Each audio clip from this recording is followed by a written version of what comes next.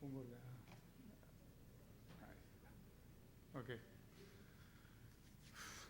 Me preguntaba cuándo podré estar haciendo un proyecto así de grande. Yo hago cosas chiquitas y pensaba que el Museo de la Memoria finalmente era lo más trascendental y lo más grande que iba a ser. Y lo he soñado por 7 años. Y la aventura con el Museo de la Memoria, con el lugar de la memoria, tiene 7 años y nadie lo sabe. Y cuando se dio el concurso, cuando me dijeron para concursar en un proyecto que ya era mío, porque yo lo gestioné, yo conseguí la plata, yo enamoré a quien tenía que enamorar y voy a mostrar todo esto, o sea, lo voy a probar. Cuando me dijeron hay que hacer el concurso, yo dije, ¿para hacer si ya lo tengo? Además lo voy a hacer gratis. Igual hay que hacerlo, entonces dije, voy a perder. Entonces, ¿cómo hacer un concurso? ¿Cómo atreverse a hacer un concurso para perder? Y pensé en una reunión como esta. Y dije, tengo que cerrar el círculo, tengo que completar la historia. Tengo una historia bien bonita que la voy a contar y que no podía quedar sin final. Y el final es justamente el concurso.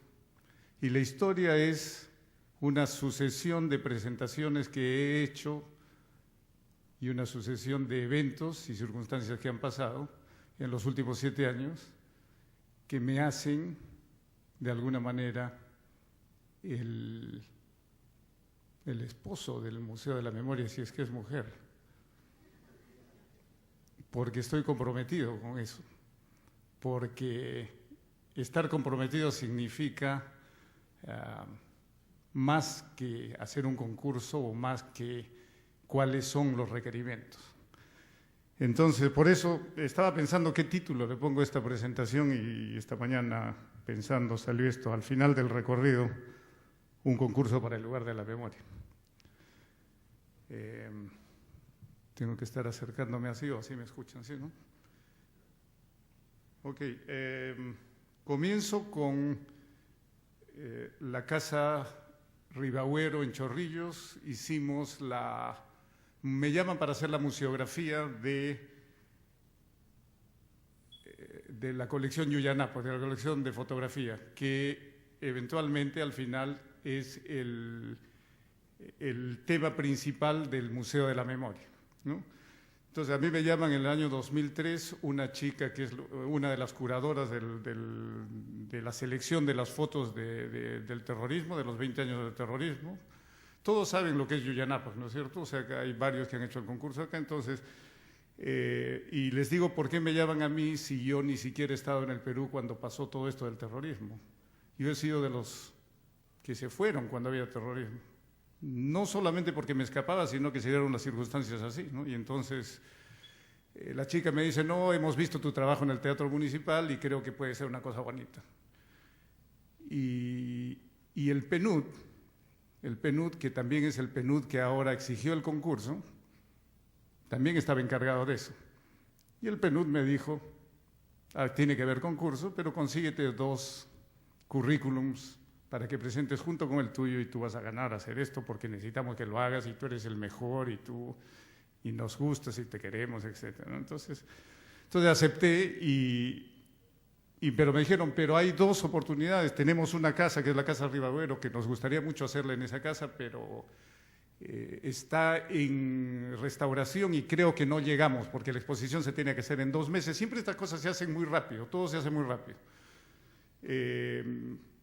Tenemos que hacerla en 2 meses, pero si es que no terminan, tenemos siempre una galería de arte.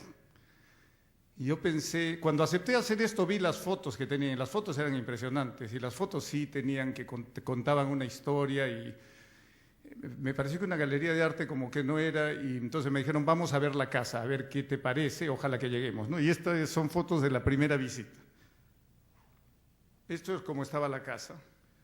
Y estas son fotos de la primera visita, la caminamos y la casa comienza a contar y comienza a hablar como nos hablan los arquitectos. Si quieren saber los chicos que me preguntaban hace un rato que es un poco que quieren tener tips de cómo hacer un concurso. El único tip que existe es trabajar, trabajar y sentir mucho lo que uno hace, ¿no? Entonces, y tratar de comunicarse y establecer una relación con lo que uno va a intervenir. Si yo voy a intervenir esta casa, la casa me tiene que decir sí. Igual cuando la chica le dice al chico sí, la casa le dice al arquitecto sí. Si la casa te dice sí, le intervienes. Si no, la violas. Y entonces, en esta visita la casa me dice, mírame qué triste estoy, mírame cómo me trataron, mírame, acá bailó el presidente Ribagüero después de sus viajes a Europa. La casa me contó cosas que no sabía del presidente Ribagüero y que después me enteré. Y cuando me enteré dije, pucha, nadie me lo contó, pero la casa me lo dijo. Esa es la capacidad que tenemos los arquitectos de comunicarnos con lo que hacemos. Entonces, paseando la casa encuentro todas estas cosas, ¿no? Que me entero por la casa misma, que había sido una pequeña escuela, que había sido el sitio de los vagos, de los drogadictos, la misma casa que fue del presidente Ribagüero. La sigo caminando y me sigue diciendo, yo quiero trabajar contigo, olvídate de la galería de arte. Es casi como, ¿no? Yo soy la... No, te quiero. Entonces pienso... Y la sigo paseando y acá ya estamos retirándonos de la primera. Esto es 30 minutos de caminata por la casa, 30 minutos de conversación con la casa, y cuando estoy saliendo se me ocurre, porque un poco la casa me dice, digo, la casa está en proceso de restauración, la sociedad peruana después de la época de terrorismo también está en proceso de restauración, vamos a crear un paralelo entre la casa y la sociedad peruana. Ese es el concepto que le explico a todos los que están involucrados en el tema y todos me dicen, eso es, y se acabaron los problemas. Y entonces este canchón o este patio de servicio de la casa, así como estaba, se convierte en esto. Congelamos el proceso de restauración, incluimos las fotos. Y esto que era una de las zonas de servicio, congelamos el proceso de restauración, ponemos las fotos y se convierte en esto. Y esto que era un corredor donde estaban los dormitorios y las habitaciones se convierte en esto. Simplemente congelando el proceso de restauración, diciendo hasta acá nomás, ahí queda. Queríamos lijar la madera y dejarla en madera y el INC exigía que saquemos los récords de esto. Y no teníamos tiempo. Entonces le digo a Héctor Suaznávar, que trabaja conmigo, en la noche olvídate del INC y lija todo, y el día siguiente pedimos disculpas. Y si no, no sale. Otro sitio como este se convierte en un espacio como este, que es la sala de las cárceles. Dejamos el piso en sobrepiso, la pared esta es concreto armado que sirve para la estructura, lo otro listo previo a la pintura, y ponemos las fotos de cárceles. Este otro espacio que estaba por caer se convierte en esto, sacamos la madera del piso, dejamos lo que había debajo, que era un carbón con tierra que se usaba antes para mantener la temperatura. Las fotos se ponen en una pared que está segura, pero que muestra todavía las huellas. De alguna manera se relaciona la foto con el sitio donde está. Alguna de estas paredes de acá debe parecerse a alguna de estas. Luego vamos al patio, el patio se convierte en el lugar principal y ahí hacemos la sala de exposiciones principal, donde usamos la misma tela que se usó para curar el daño que le hizo al ojo de este señor que se llama Celestino, usamos para curar la casa, para tratar la casa, porque la casa no se podían clavar, no se podían hacer muchas cosas, había que tratarla con mucho cuidado. Entonces, usamos la misma tela. De la misma manera, esa tela la usamos en otras para generar otras posibilidades. Por ejemplo, esta es la sala Marilena Moyano, en la que usamos esa tela para definir otro espacio, para definir el otro lugar, el lugar donde ya no están los que... fue el lugar donde ella es una víctima del terrorismo, que está amamantando a su niño y que ya no está con nosotros. Entonces se creaba ese tipo de atmósfera. Igual la sala de las viudas, se usaba la misma tela pero negra, te daba otra sensación. Igual se filtraba la luz sobre este velo negro y entonces cada sala tenía cierto sentido. En los corredores forramos con la tela los corredores y los pusimos como corredores de meditación, como espacios de meditación, porque la exhibición era tan potente que había momentos que la gente tenía que salir y un poco para reflexionar. Y estos sitios sirvieron para eso. Nunca lo pensamos, porque en esos momentos nunca se piensa, simplemente no sabíamos qué hacer con los corredores porque no se podía exhibir nada y lo único que hicimos es forrarlos para que no muestren algunas cosas que no parecían correctas y sirvieron como corredores de meditación, que después decía mucha gente que había sido sensacionales esos sitios, pero simplemente es lo que tenía que ser eso. Finalmente, la última sala es esta sala de los desaparecidos, de las víctimas desaparecidas, en fotos carnets grandes, en una caja que tenía sonido. Se generaba un ambiente en el que se escuchaban los murmuros de la gente y detrás de la tela esta se veía digamos, la cara de la casa o los gestos de la casa que también estaba en restauración. Entonces la visita de el recorrido de esta casa fue muy, muy, muy potente. Y al final la tela también la usamos al final a la entrada de la casa. Esta es la entrada de la casa en la que congelamos el proceso de restauración y detrás de ese velo se veía un poco lo que iba a haber y se convirtió en una exposición que generó mucho, una de esas pocas cosas en las que nadie dice que hay algo que está mal. Todo el mundo me decía, esto está muy bien, muy bien, muy bien, que está muy bien, porque siempre los arquitectos nos encanta rajar del trabajo de los otros, pero en esta todo el mundo decía que estaba muy bien. Entonces se me ocurrió comentarle, cuando estaban hablando de la Bienal Iberoamericana, quiénes deben ir, quiénes no deben ir, y yo estaba sentado en la cafetería de la Richie, como siempre estaba con Juvenal Baraco, y viene Quique Bonilla, que era el encargado, y hablaban a quién le decimos y no sé qué, ¿no? Y tenían a un tipo sentado ahí, que era yo, y me decía, oye, yo le digo, yo tengo una cosa que todo el mundo dice que está muy bien, ¿y por qué no? Ah, sí, en serio, sí, podía ser.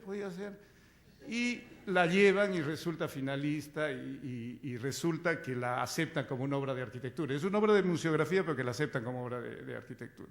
Entonces, el primer logro me hace feliz, es el año 2003, estoy por cumplir 50 años, digo, por fin se me hace, pues me voy a una bienal, ¿no? O sea, y sigo preguntando cuándo haré los proyectos grandes y toda esta cosa, ¿no? Y entonces esta exposición tenía que estar 2 meses, creo, y se quedó como 6 meses y 7 meses y querían que se quede más, era muy caro, y finalmente dicen, no, la tenemos que pasar al Museo de la Nación, al 6º piso.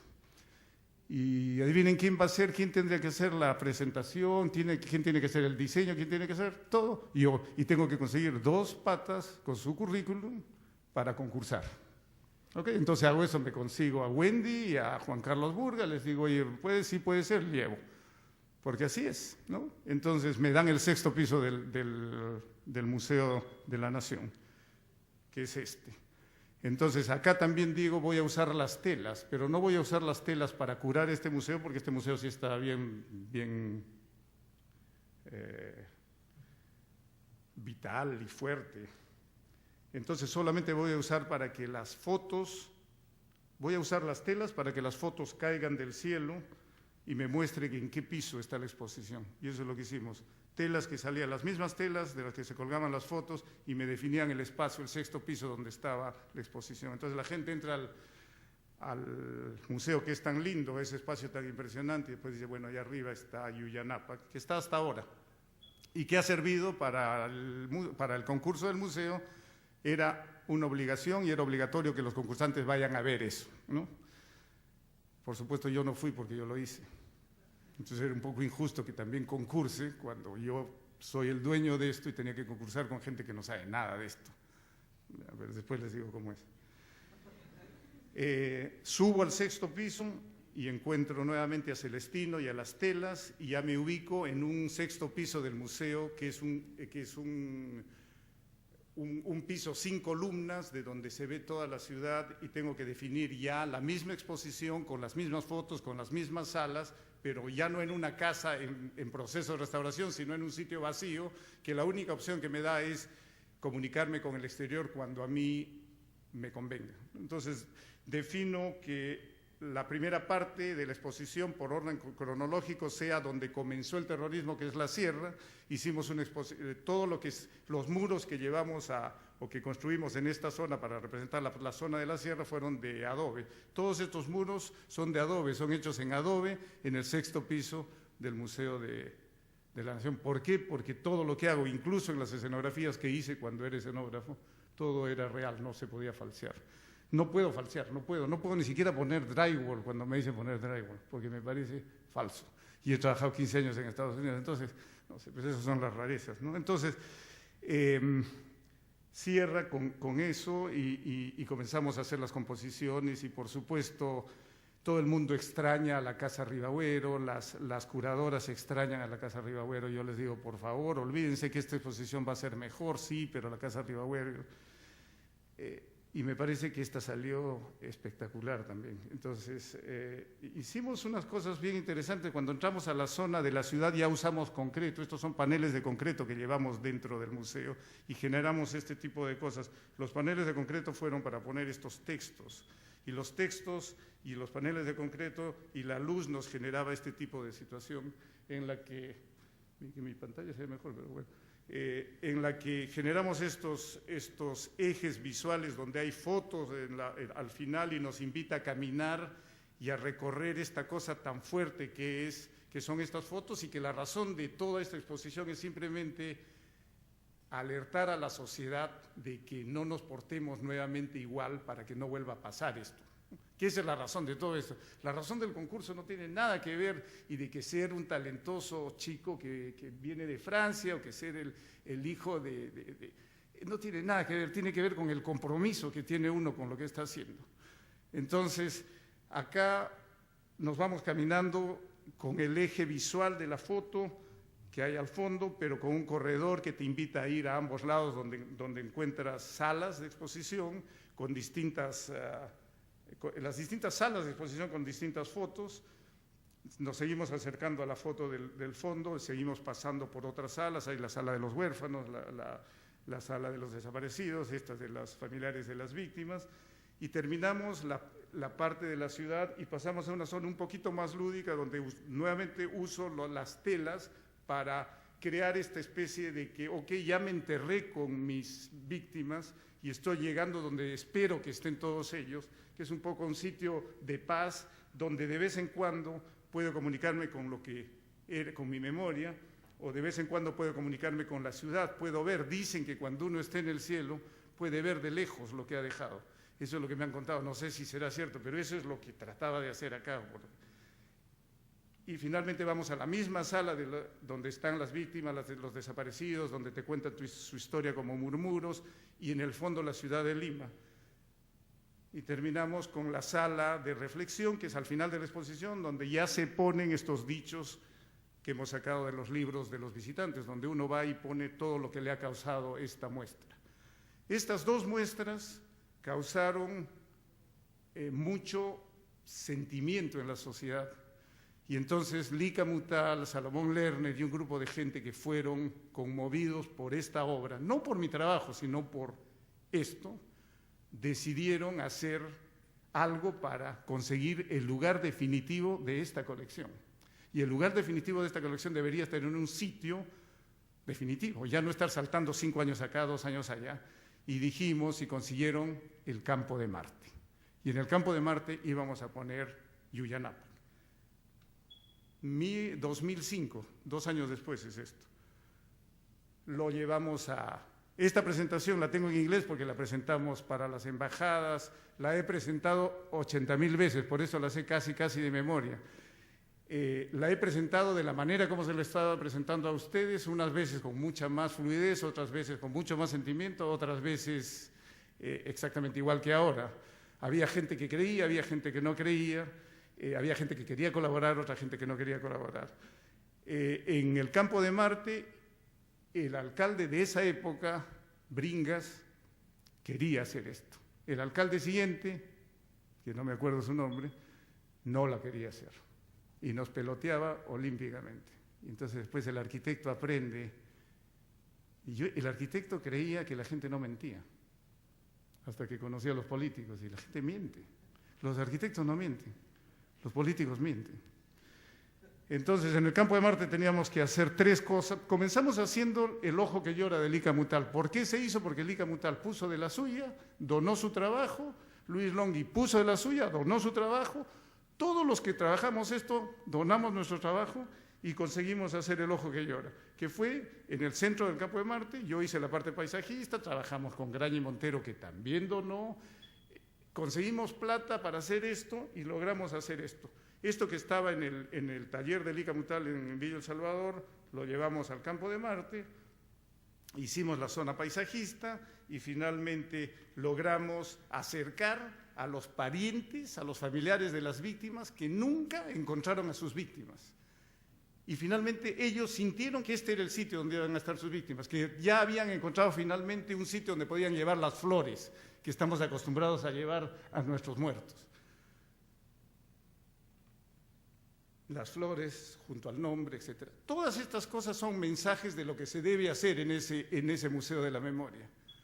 ¿Quién de los que ha hecho el concurso del Museo de la Memoria, que se prepara 2 meses, 3 meses, si le dan información adicional, como le pueden haber dado a los que han ganado 4 meses, quién va a entender estas cosas más del que la ha vivido 7 años? Entonces, yo sé lo que hay que hacer, y yo sé que falla en un proyecto y que falla en otro, porque es como que yo mande a hacer mi casa, es como que tengo que, bueno, no sé, no me voy a picar mucho. El siguiente elemento, una vez que hicimos el ojo que llora, el gobierno del presidente Toledo decide donar $60,000 para hacer el Visitor Center, el centro de información, porque la gente iba y no sabía qué hacer en el ojo que llora. $60,000 para hacer el Visitor Center. Entonces yo propuse un Visitor Center que sea semienterrado, porque no se podían mover los árboles, había que ser respetuoso con el entorno, etc. Y al rato que la gente se entera que hay $60,000, todo el mundo quiere hacer algo. Y entonces aparecen los que quieren hacer una escultura, los que vinieron enviados de Dios, los que vinieron de los espíritus, etc. Todo el mundo, cuando hay plata, todo el mundo viene y todos se suben al coche. Ese tipo. ¿Qué pasó? Hubo tanta gente que quería hacer cosas que nadie hizo nada y los $60,000 fueron al Tesoro Público nuevamente. El Tesoro Público es una licuadora, una mazamorra que está ahí con plata, que nunca sirve para nada y que volvió los $60,000, no hicimos nada. Lo que yo propuse era un cuarto chico que era multiusos para hacer el centro de información. Este era el acceso y estaba semienterrado y podía comprometido con los árboles, y ahí podían hacerse algunas exposiciones, podía ser en este caso una cosa como esta, o podía ser simplemente un sitio para hacer conferencias, 60 personas, cosas así. Pero no lo hicimos. El siguiente ingrediente de esa trilogía del Campo de Marte era Yuyanapac, y para Yuyanapac lo que propuse, 2005, ojo, no 2010, hace 5 años, propuse Yuyanapac enterrado con una rampa que nos bajaba 5 metros, nos enterrábamos con los recuerdos, con la memoria, con las víctimas, y salíamos visitando todas las salas ascendentemente y terminábamos y salíamos en una cascada de agua, etc. Teníamos que respetar los árboles, y entonces era una especie de baile con los árboles, porque comprometíamos a las raíces y teníamos registrado todos los árboles y teníamos la exposición Yuyanapac perfectamente planificada. El alcalde Ocrospoma, el de ahora, no quería. El arquitecto sabía que no quería, pero él decía que sí quería. Y decía, depende de ustedes, y te mecían. Y mecían, no lo mecían al arquitecto solamente, lo mecían a Salomón Lerner, que es un personaje, lo mecían a Beatriz Merino, que es otro personaje, y a otro. El arquitecto siempre es la última rueda del coche, me parece que es el único que se da cuenta. Nos mecían y seguíamos. Para esto ya, bueno, mejor sigo. Los cortes son más o menos así, se vería más o menos así. Esta presentación se la daba, así como le estoy dando, se la daba a... No, todavía no digo eso.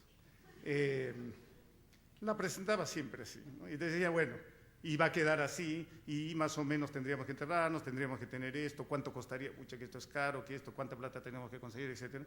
Quedaría así, y que de alguna manera esto, cómo nos enterramos, tenga que ver con las cosas que son nuestro pasado, y seguimos viendo y que comprometamos los árboles y que haya este tipo de espacio, que haya este tipo de espacio que se parezca, sí, seguía buscando que se parezca a esto, hasta que ya llegamos a cosas como esta, por ejemplo, ¿no? Y esta ya es casi una versión moderna que me llenaba de decir, es como las cosas andinas, pero es moderna, y comienza esa inquietud de buscar las cosas andinas, y que la buscan solamente pues los andinos. Qué felicidad ser andino. O sea, y qué gusto de ser serrano, y qué gusto de todo esto, ¿no? Que hace algún tiempo decías eso y que ibas a ser pues un serrano. De repente por ser serrano es que no he tenido finalmente el concurso del Museo de la Memoria. Eso es lo que me hace pensar, porque lo pongo en categorías y digo, debe ser, podría ser. Sigo.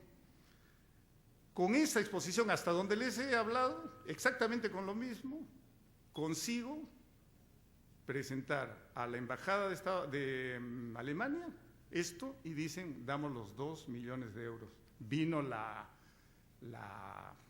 mujer esta de Alemania, que es tan poderosa y que todo el mundo temblaba cuando venía, y le enseñamos todo, me visitó Yuyanapa, me visitó El Ojo que Llora, hicimos todo el lobby, aceptaron. Después de esta exposición teníamos los 2 millones de euros, pero después me avisan, pero ¿sabes qué? Los tenemos, pero han dicho que se necesitan nuevas salas, otras cosas, porque hay problemas políticos. Hay problemas políticos porque los militares piensan que es injusto que no haya salas para los militares, etcétera. Y me dicen, Lucho, tienes que hacer en 2 semanas una presentación para decirles que sí podemos adaptar el proyecto que tienes en el campo de Marte a los nuevos requisitos que tienes. Entonces me dan los nuevos requisitos, que son más cosas, que son estas: sala para el contexto histórico, que tenemos que mostrar que vinimos de donde vinimos, de una historia tan rica, la sala para las víctimas políticas, ¿no? La sala del Perú del futuro, la sala temporal, etc. Todo eso era adicional. Entonces se imaginan todas estas salas bailando con los árboles, porque además no había que sacar ningún árbol. El alcalde Oclospoma, que no entendía cómo podía hacerse concreto y mantener el parque verde. Pero decía, lo entierras, le pones verde encima. No, no puede ser, si hay concreto no puede ser. O sea, no puede ser tan bruto. Se hacía al que no entendía. Yo estoy de viaje con mis alumnos de Hawái en un curso de verano el año pasado, cuando me dicen que tengo que hacer esta presentación. Esto lo estoy pensando mientras estoy enseñando mi país, la arquitectura de mi país, la arquitectura de los incas, etcétera, a mis estudiantes de Hawái. Y sé que llegando a Lima, al día siguiente tengo que dar la presentación para la embajada para que reafirme lo de La Plata. Entonces sigo pensando y digo, y estaba en esa época en este sitio, en las ruinas, en las chulpas de Sillustani, que vienen a mi memoria porque yo nací ahí jugué, he jugado y he acariciado esas piedras cuantas veces de niño, pero nunca me había enterado, sino esta vez, el año pasado, los guías me dicen, pero usted sabe que estas son también tumbas, pero son tumbas que están enterradas y que son tumbas para los no élite. Las chulpas bonitas para arriba son para los de élite y las de enterradas son para los no élite. Entonces yo dije, oye, tengo que conectar esto con el campo de Marte, ¿cómo lo conecto? Entonces dije, bueno, ¿qué hago si es que todas estas que son tumbas, me entierro, trato de excavar y me meto, le pongo un árbol a cada una, de repente mágicamente me voy al campo de Marte? Y así se lo mostré. Me voy al campo de Marte, que están así, y digo, ¿cómo les explico? Estoy en el Café Ayu en el Cusco el 26 de junio del 2009 trabajando alrededor de los árboles. Hago un detalle de encuentro, base del árbol, techo de la sala de exposiciones, con luz que entra por acá, con este encuentro bien bonito en concreto, con la pirca, que ya me imagino cómo va a ser, con los árboles bailando alrededor, con las chulpas. O sea, es crearle una chulpa a cada uno de los árboles del campo de Marte y hundirla y generar debajo la sala de exposiciones. ¿Y cómo se vería eso? Se vería así. O así sí, pero ¿y cómo serían las exposiciones? Porque no hay orden, hay que buscarlas. Las exposiciones se pondrían así, y así, y así, y así. Entonces todo el mundo de la embajada, arquitecto, usted es lo máximo. Con usted mira esto, qué bárbaro, nos vamos al cielo. En realidad esto está perfecto, fantástico, pero ¿sabe qué?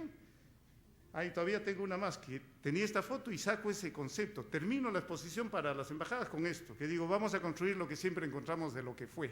Porque siempre que excavamos en Perú encontramos algo, pero esta vez nosotros la vamos a construir.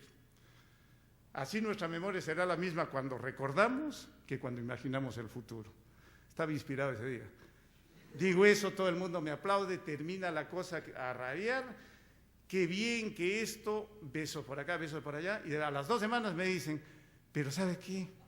Creo que nos está meciendo el alcalde. Y le digo, sí, nos está meciendo hace mucho tiempo.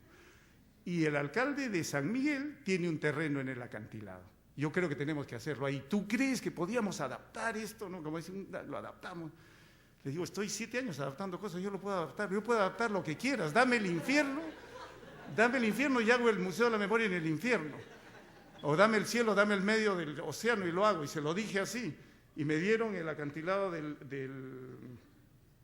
San Miguel, y con esta última imagen que quedé, conecté y dije esto, el acantilado de San Miguel, muy bien, entramos por arriba y nos metemos, nos hundimos, nos enterramos, hasta que llegamos a este sitio, donde salimos y vemos el horizonte, que es como el Perú del futuro.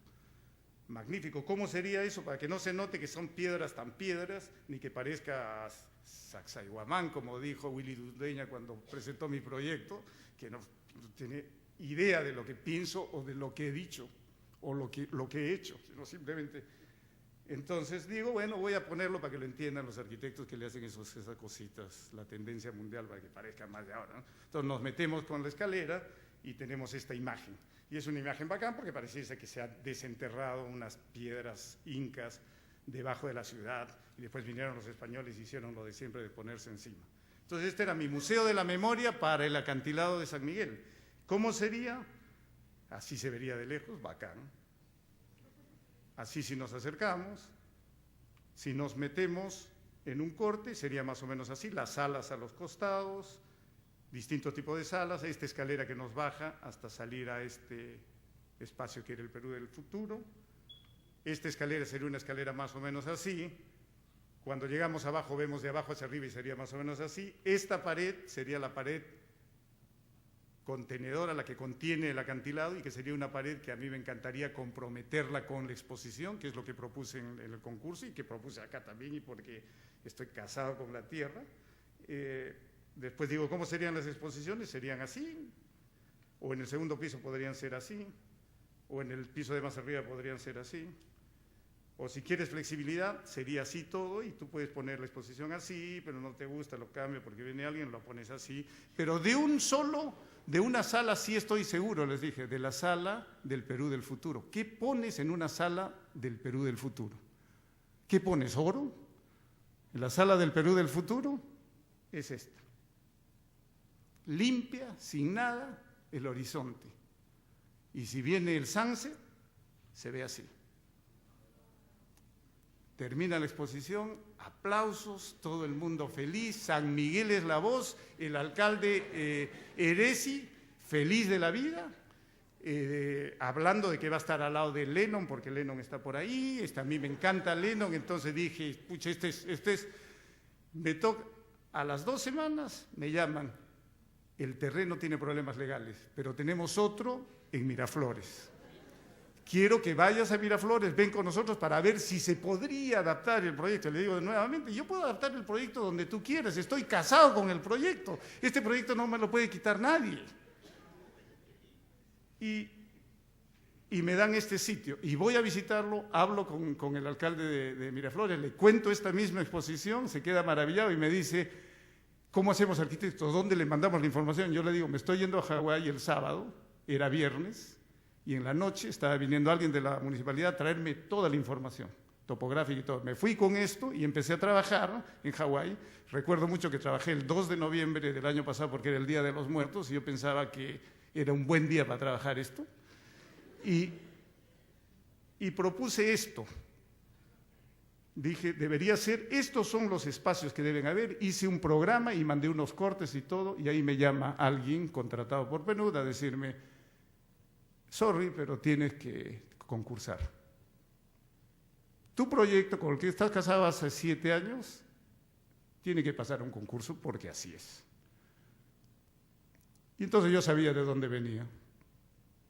Grité por el teléfono, por el Skype, porque fue un tipo que me conocía bien. Me hubiese gustado que el original me diga, pero mandó a alguien a decirme, y yo le dije a ese alguien que le diga a quien lo mandaba que se vaya, pero todas. Yo normalmente no soy como estoy siendo ahora, pero estoy siendo ahora porque defiendo a muerte lo que es mío, ¿no? Y entonces, esta información yo la mandé. El programa del concurso es un programa que yo lo he hecho.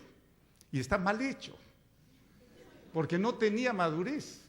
Sin embargo, se ha trabajado con eso. Y los que han hecho el concurso pueden saber, pueden darse cuenta que eso no estaba como va a ser, como lo hacemos. Ya, entonces, con toda esta ventaja, yo dije, yo no concurso. Después pensé, si concurso van a decir que está arreglado. Se lo dije a la gente que si concurso, si gano, van a decir que está arreglado. Si no concurso, van a decir que qué me habrán pagado, qué me habré robado, por qué no concurso. O sea, jodido estaba. Entonces, al final, converso con la gente de mi oficina. En enero siempre hacemos concursos y decimos, vamos a hacerlo, lo hacemos. Y entonces, esta propuesta la convertimos en esto. Que básicamente lo que había que hacer era Yuya-Nápac acá, el teatro, que no tiene que ver nada con Yuya-Nápac. El proyecto ganador está metido, el teatro y Yuya-Nápac en una ensalada espectacular.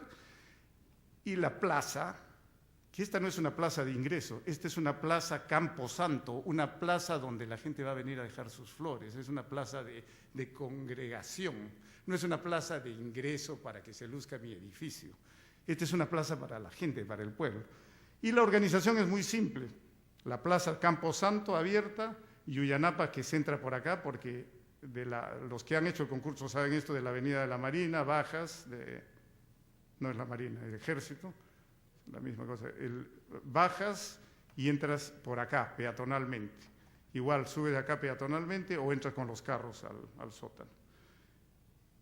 Yo sé que Yuya-Nápac la tienes que visitar casi en fila india. No es para visitarla en grupos, porque no es para disfrutar con la enamorada. A ver, vamos a ver qué lindo fue esto, qué feo fue esto. No, esta es una cuestión personal.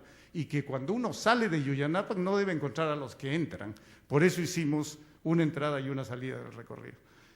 Entonces, separado lo que es Yuya-Nápac, lo que es el teatro y lo que es el Camposanto, que está acá más en plano, el Camposanto verde, el teatro, la entrada a Yuya-Nápac, el corte longitudinal, el corte transversal que indica la entrada, que más o menos se ve así, luego el corte transversal en el que me comprometo por el matrimonio que tengo con la tierra, me comprometo con el acantilado. No lo pongo al ladito para verlo, para ver cómo se caen las piedras, no, lo agarro, lo abrazo. Y además propongo salas en el acantilado, salas de exposición en el acantilado, que más o menos en planta se vería acá, ¿no? Entonces, son las bajadas, el corte nuevamente que sigo abrazado al acantilado, y las vistas de cómo sería esto serían así, ¿no? Voy bajando en el recorrido de Yuya-Nápac hasta que llego a la sala que es el Perú del futuro, que se conecta con el horizonte y esa cosa que había descubierto antes. Pero ahí no queda, sino cómo, si te vas un poquito por acá arriba, ya estás en la plaza, que está separada esto, en la plaza Camposanto, que es donde viene la gente. La gente que ha tenido víctimas del terrorismo es la gente de los Andes, la gente que nunca tiene lugar en los sitios de acá. Si el museo, el lugar de la memoria, no tiene consideración de ese tipo, va a ser simplemente para la élite, para los de siempre, para tomar coctelitos, para hacer eso. No va a ser para esta gente. Bueno, yo pensaba que si es que veían algo que se parecía a lo que hicieron sus antepasados, y si es que tenían un sitio como lo encontraron en el Ojo que Llora, podían traer sus flores y seguir trayendo sus flores, podían ver el horizonte y ver su identidad, podían sentirse orgullosos de ser peruanos, podían finalmente apreciar lo que hay en el Perú y no tener que llamar gente de afuera para que nos diga cómo miércoles vamos a hacer, cómo vamos a matar nuestras propias pulgas. Kenneth Frampton, Rafael Moneo. Hubiese preferido este jurado, ¿no? Nacional. ¿Por qué teníamos que llamar? ¿Para qué? Para que haya credibilidad. Entonces los peruanos somos unos mentirosos. Sí, pues somos mentirosos, los políticos. Y el arquitecto que está metido en política. Por eso pasa lo que pasa. De día sería más o menos así. Y sí, parecen piedras incas, sí, pues me gusta, y no sé, pues parece. Y así sería la entrada, y así sería el compromiso con Lima. Y así se vería con la calle parchada y con el carro viejo, como es Lima. Y finalmente así se vería en el contexto del mar, con la ciudad de Lima encima, como una especie de muro de contención inca que protege a la ciudad. Y qué lindo sería que este lenguaje sea en todo el acantilado. Sigo soñando. Luego estas son las láminas de lo que he explicado, que son las que presentamos. Lámina 1, que dice que tiene algún tema que dice será sobre todo el lugar donde las familias y sus seres queridos que fueron víctimas del terrorismo se encuentren. Y el otro dice algo parecido que ya no llego a leer. Y las otras dos dicen cosas como esta y explican lo que ya he explicado, y termino con el mensaje que es el de la Sala del Perú del Futuro, que es de la última experiencia del recorrido, que es la experiencia que estoy contándoles ahora porque es el final del recorrido, que es una del Perú del futuro, y que no importa quién haga este proyecto y quién lo construya, pero que tenga en cuenta las cosas que se deben tener en cuenta, y que no se atropelle, y que no se cuenten cuentos. Es la primera vez que he contado esta historia. Franco no la sabía y no la creía. Es la primera vez que he contado y le he contado porque me preparé todo este tiempo, 7 años, para contarla acá. Eso tampoco no lo sabía y no sabía ustedes que iban a hacer lo que iban a escuchar. Pero sí, así es la vida. Gracias.